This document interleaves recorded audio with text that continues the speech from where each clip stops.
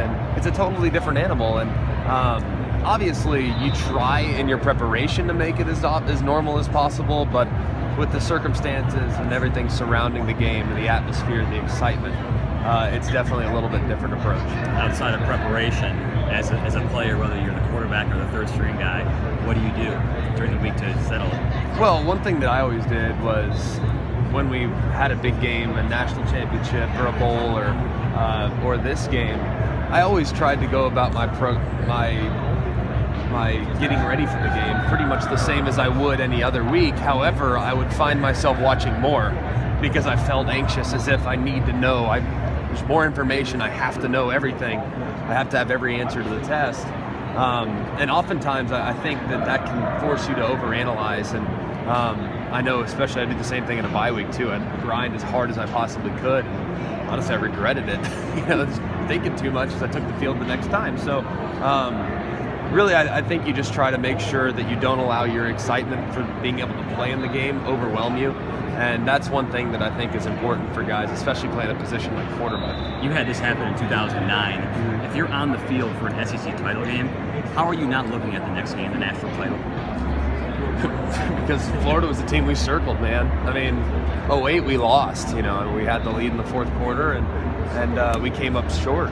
So Florida, the entire offseason, that was the focus. I mean, we want to be like Florida. We wanted to be the Gators. We wanted to take down the reigning champs because we were so close the year before, and that was easy for us, honestly. I mean, that didn't faze us at all.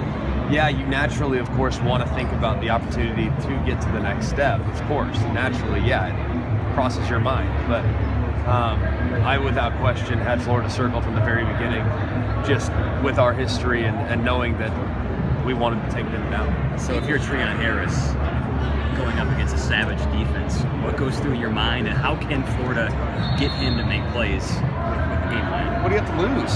You know what I mean?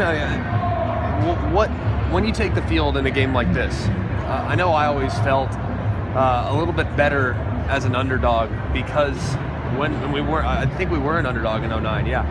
I think when we took the field, what do you have to lose?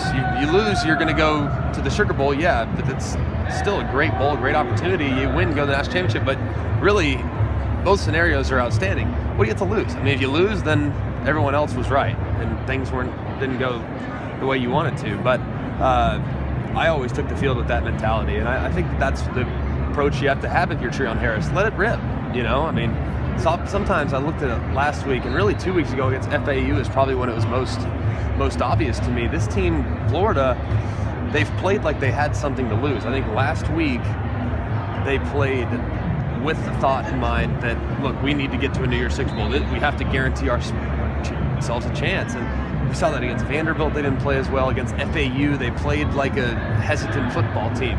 Like they're worried about making mistakes as opposed to capitalizing on opportunities that presented themselves. So I think in a situation like this, you just have to go out there and let it rip and see how it goes. If the ball bounces your way, then you can end up in the Sugar Bowl, and that's a heck of a place to land if you're Florida, given the situation that they've experienced this year and the way they've played over the last 4 weeks. Really. Great.